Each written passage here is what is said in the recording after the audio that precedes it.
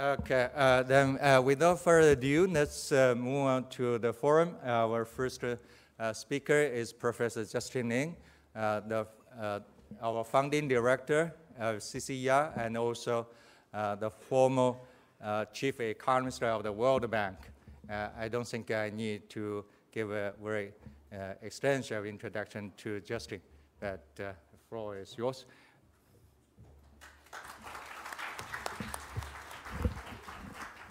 Good morning, ladies and gentlemen. It's a pleasure to come back to this forum. I was here for the first time, but in the past 4 years, I was the chief economist of the World Bank, and it was too busy, so I did not participate in the previous 3 ones.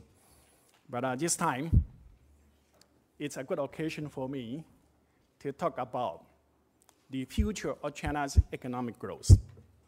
We know that China achieved remarkably in the past 33 years since the reform started in 1979. The average annual growth rate was 9.9% per year, continuously for 33 years. And that kind of records was a miracle because we never observed that in human history. But recently, in China and in the global forum, there was a lot of concern about whether China can continue to maintain such high growth rate in the coming years. And it is so because domestically we observe since the beginning of 2011, the growth rate in China dropped quarterly by quarterly. And in the third quarters of last year, the growth rate in China was only 7.4%. And so people started to wonder whether the Chinese economy has already lost the engine, lost the steam for the growth. Internationally, it is also important because we know the high-income country is likely to be trapped in some kind of new normal. The growth rate is likely to be very sluggish, and the market is likely to be very volatile. And China is a large player today in the global market. If the Chinese economy loses the steam, I think it will put further pressure on the global financial markets. But to answer whether China will be able to maintain its dynamic growth in the coming years, we need to understand how come it was possible for China to have 33 years of average 9.9% growth. We know that high economic growth is a modern phenomenon. Before the 18th century, every country in the world grew almost nothing, according to historian like Angus Madison. And his estimation show, even for the high-income country in Europe, before 18th century, its annual growth rate of per capita income was 0.05% per year. It means that it took 1,400 years to double per capita income. And entering into the 18th century and early 19th century, the rate of economic growth increased 20 times from 0.05% to about 1% per year. And the time required to double per capita income reduced from 1,400 years down to 70 years. And entering into the late 19th century and the 20th century, the high-income country on the average, the per capita income grew at 2% per year. That means it took about 35 years to double per capita income. And what made it possible to reduce the time for doubling per capita income from 1,400 years down to 70 years, down to 35 years? It was because after the Industrial Revolution in the mid-18th century, the rate of technological changes accelerated. And it makes the income increase can be accelerated also. If technological changes introduced by the Industrial Revolution was the driver for the dynamic income growth in the advanced country, for developing countries, certainly the drivers is also the technological innovations. And for the developing country, there's something called advantage of backwardness.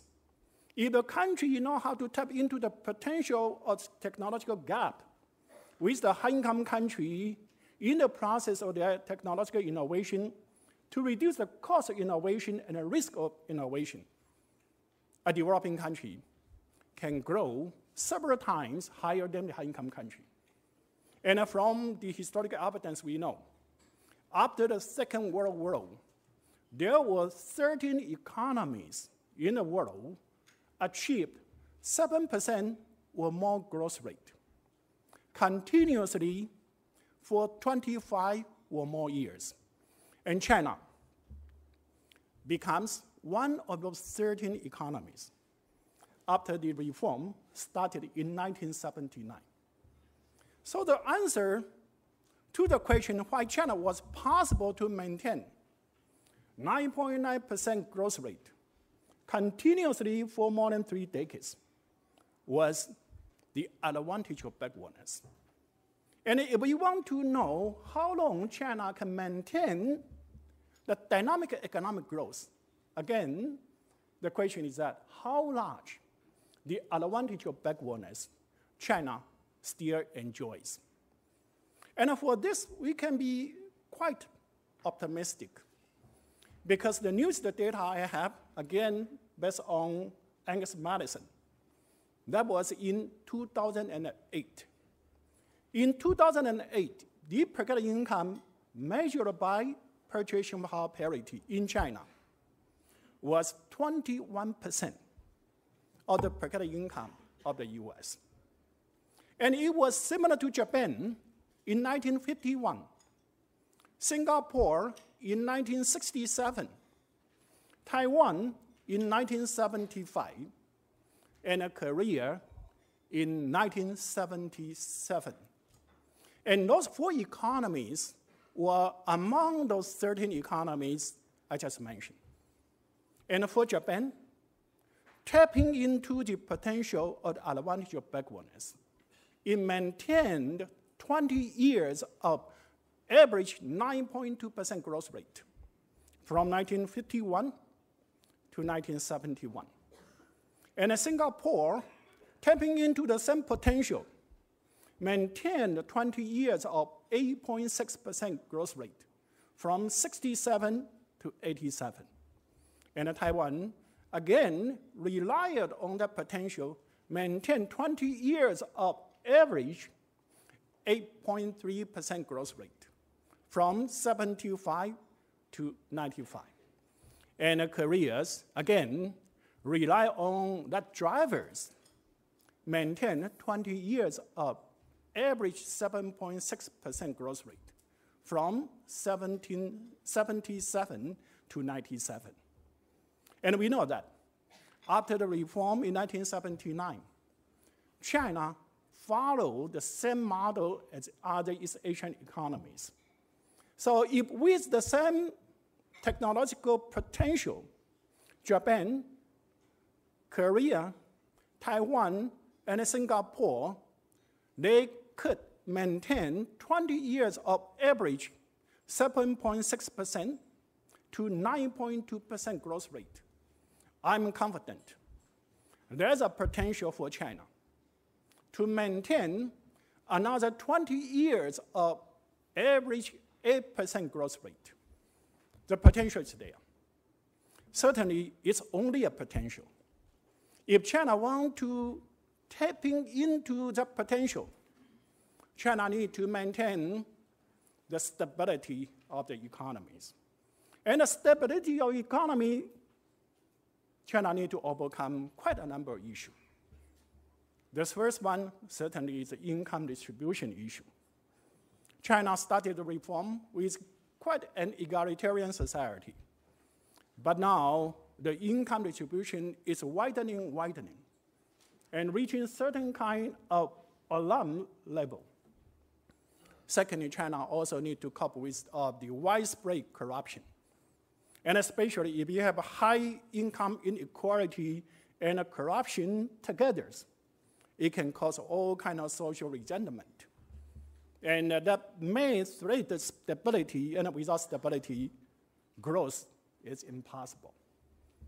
And so if we want to understand whether China can continue to tap into the potential, we need to know what are the causes of the widening of income distribution. What are the causes for the corruption to be so widespread? And in effect, according to my analysis, those kind of issues are the prices that China paid for the dynamic economic growth in the past 3 decades. Because we know, when China started reform, China adopted not the structural RP as recommended by the Washington Consensus. China adopted a gradual dual-track approach in the process of transition. On the one hand, continued to provide some transitory support to the old heavy industry state-owned sectors to maintain stability, but liberalized the entry to the new sectors which are consistent with China's competitive advantages in the labor-intensive, outward-oriented sectors, and to tap into the potential advantage of backwardness and to achieve dynamic economic growth. And that was the reason why, during the transition period, China performed such outstandingly with stability and dynamic economic growth. But the cause is that the dual-track approach means China retains many legacies in the past, and especially in the repression of many price signals.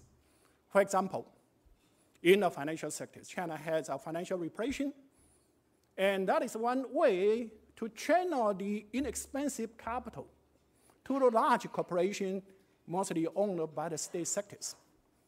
And China also replaced the prices of resources as a transitory protection to the old sectors. And those kind of repression and distortion causing, on the one hand, we know whenever you have those kind of repression, you have a lot of opportunity for rent-seeking, and that is the reason for widespread corruption. At the same time, that is a transfer of income to the large corporate sectors.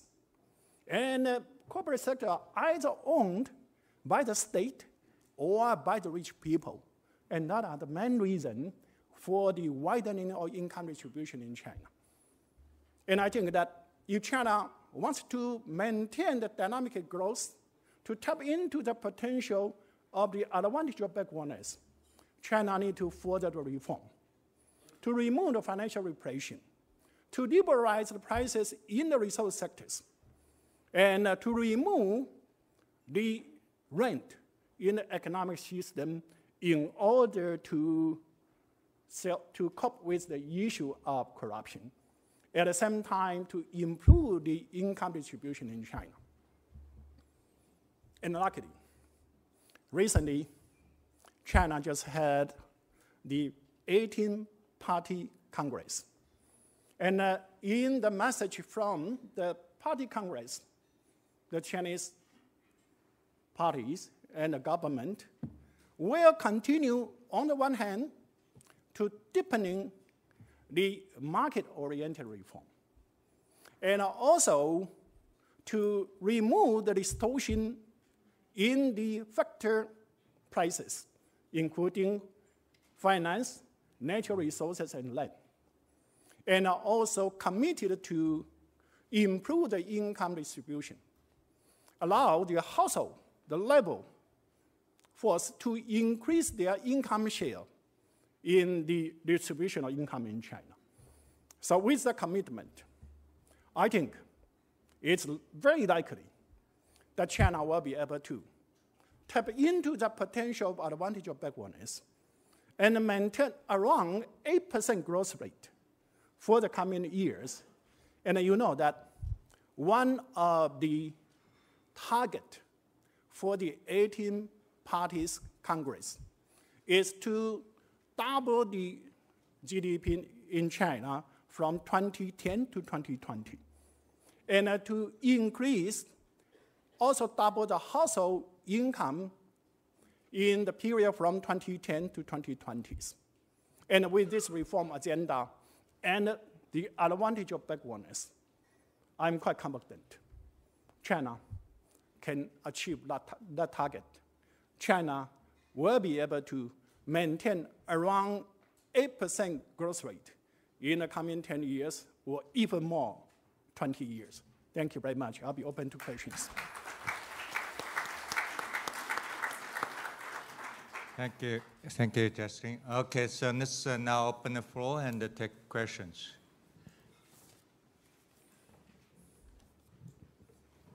Okay, hold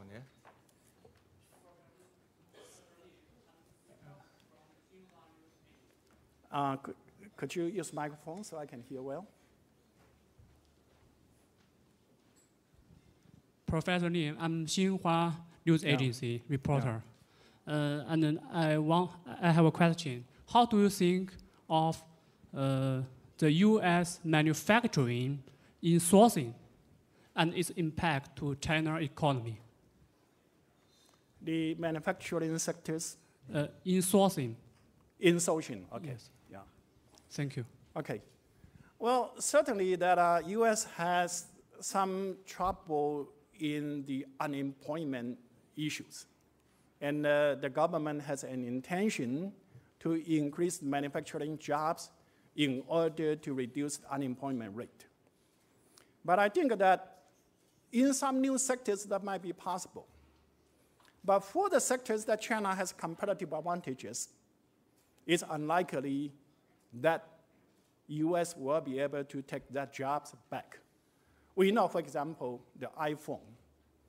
It costs about $400 US in a market in the US. But China only get $10 for assembly the iPhone. But if US want to take that $10 job back to the US, I think the prices of the iPhone will increase at least more than $100. And if Apple wants to do that, Apple is very likely to lose the market competition with Samsung. So for the sake of what we call competitive advantages, US is a high-income country. US can only go into sectors with high labor productivities that require a large capital components for their operation. But currently, the competitive advantage sector in China is labor-abundant, labor-intensive sectors.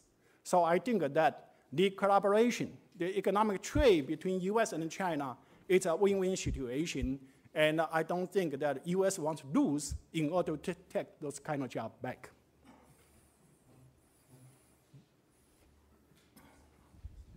Karen Christensen from Berkshire Publishing Group.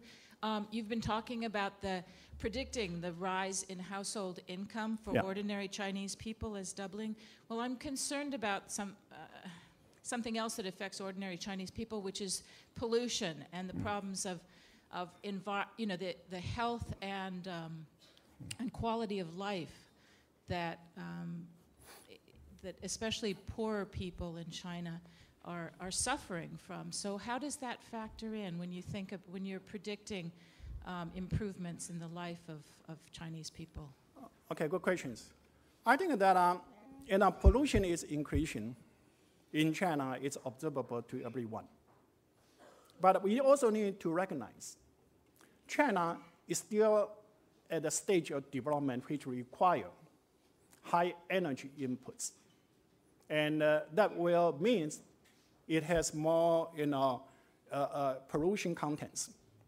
And it's a stage, like any other country, in their income level. For example, New York was quite polluted in the 19th century, even in the early 20th century.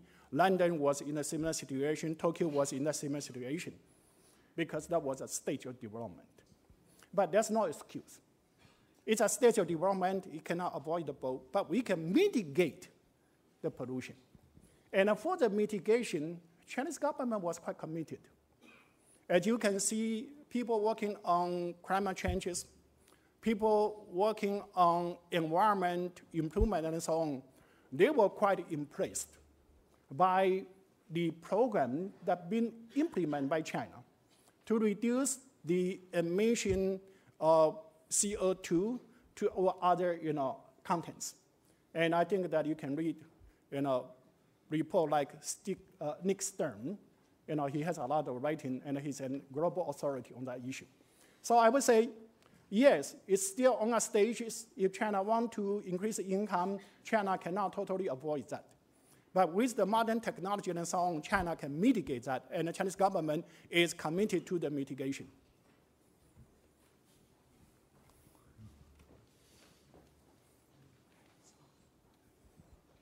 Hi, my name is Kevin Slayton. I'm from China Labor Watch.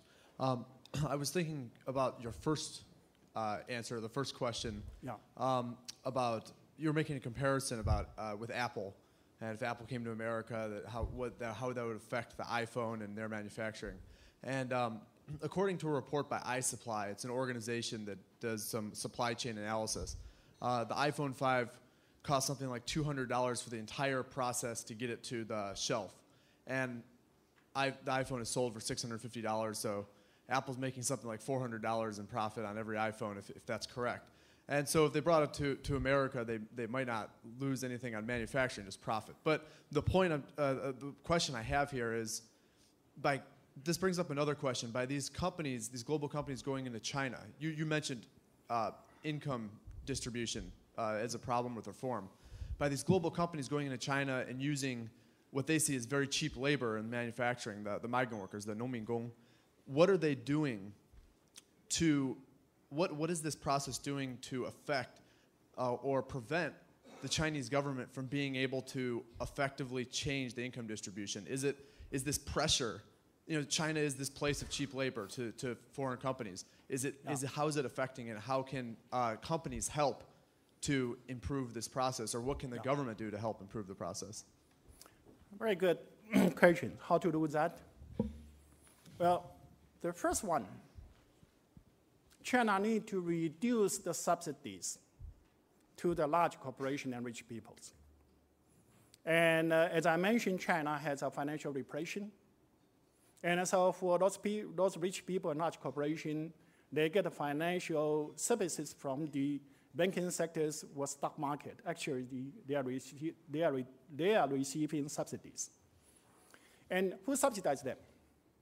Those people who put the money into the financial system and they cannot get financial services. In general, they are poorer people.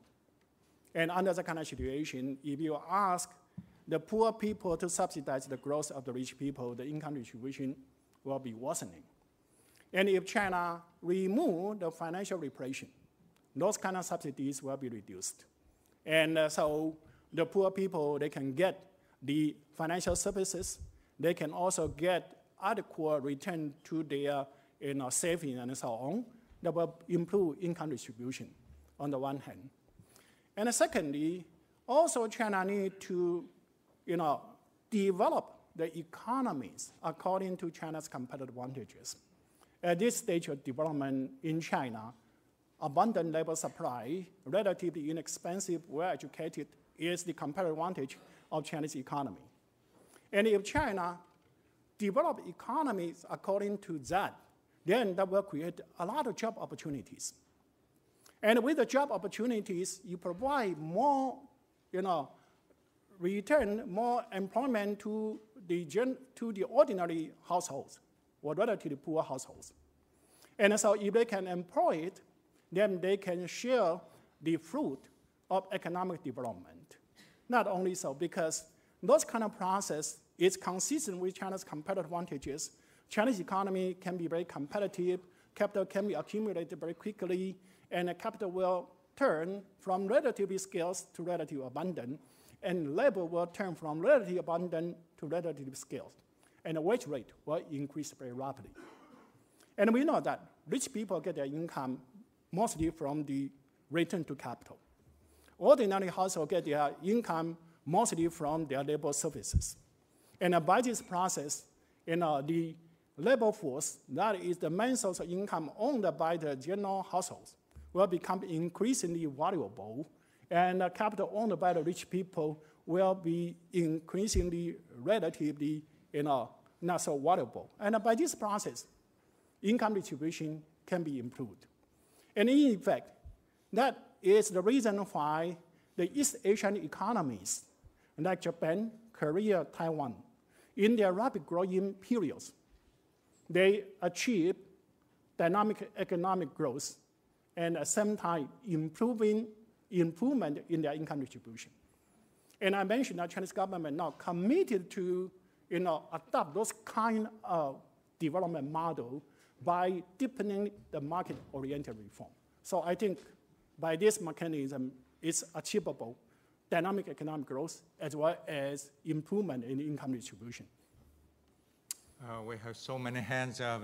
So start with Jeff. Thank you, Professor Lin. A very good Nice to see you presentation again. on how China fits into the growth model. You emphasized the need for and the expectation that the new government would continue reform to keep the dynamic of growth going and counter corruption and distribution of income. And those reforms, I think you've said, are to take away opportunities for rent seeking and to reduce subsidies and to create a world where they're more level playing field for everybody in the economy.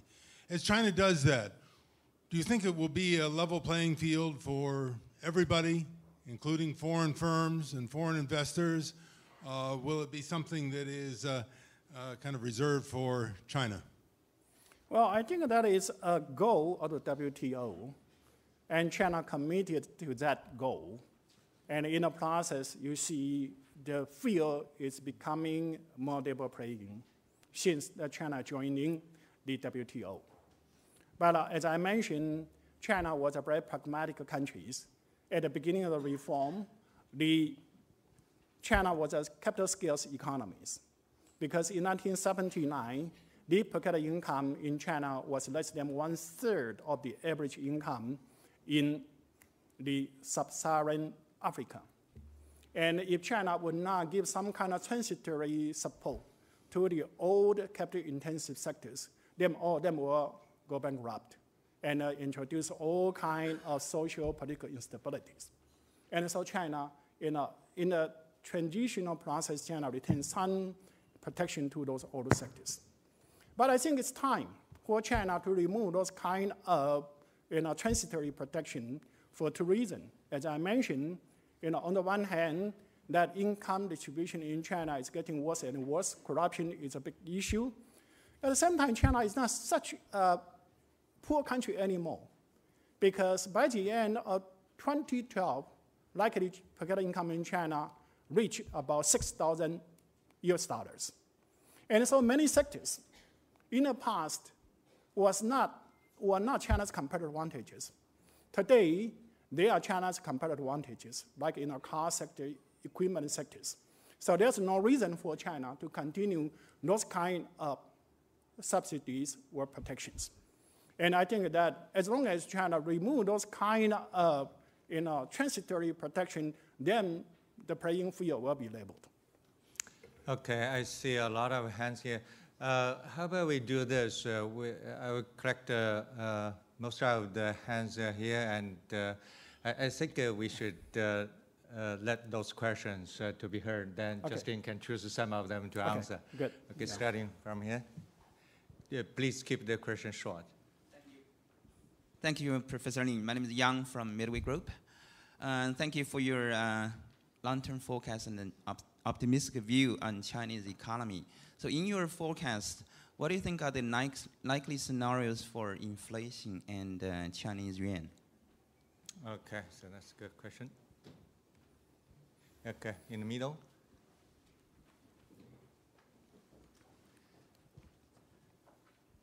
Thank you. Dan Rosen from the Rhodium Group. Dr. Lin, great to see you. You've said that the factors that led to the success of the Chinese model over the past 34 years are the same thing that are presenting challenges to maximizing growth in the future. So in light of that complicated Chinese experience, what has the World Bank taken away from China's path and used to generalize in its advice to countries around the world? Okay. You have a unique perspective to speak to that. Okay. Two more hands over there. Yeah.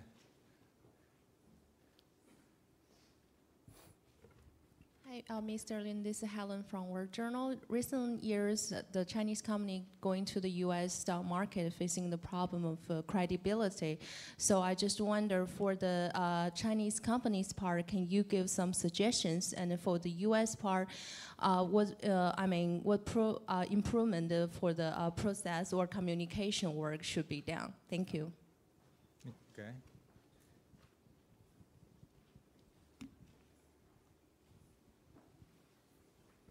Good morning, sir. Mike Wiebe of China Business Knowledge. Every great society has political corruption. Do you think that the corruption in China is worse or the same as others that have grown? And can you give us a couple reasons for your answer? Okay, let's take then two more over there.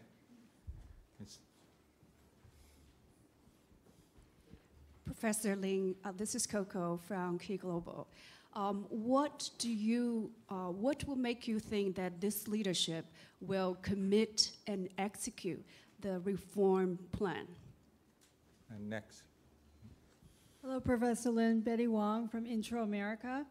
Can you discuss the challenge of higher education and its impact on the economy? Okay, so you have 2 minutes to answer all the questions. Well, inflation, I feel comfortable because Chinese government understand China should not rely on expansionary monetary policy as a counter-cyclical measure. China should rely more on fiscal policy, and with that, I think inflation can be controlled. And the second one about China's model, China's experiences. That's one of the topics I like a lot because I was the chief economist of World Bank. But to have a short answers, I just recently published a book called The Quest for Prosperities. And I try to elaborate what my ideas about other developing countries can learn from successful countries, economies like China. And the credibility of the firm listed in the New York Stock Exchanges and so on, I think that it certainly is a process. If you look into the early years in the US and so on, similar problem occurred. But on the one hand, if the regulators, the stock markets, to enforce the discipline, then the Chinese firm will learn the lesson. I'm sure the behavior can be improved if you have the right mechanism there. And then the political corruption, again, it's a phenomenon occur in almost every country. But there's no excuse for China to allow that to continue or to become more seriously. I think for any country, the goal is to reduce the corruption, and China should adopt that strategy. Then commitment of the reform in China. I think that if you look into the records, past 34 years, it's quite remarkable.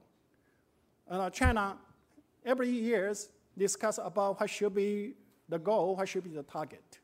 And they try to implement that. Certainly the implementation not only depends on their determination, but also depends on the internal and external conditions.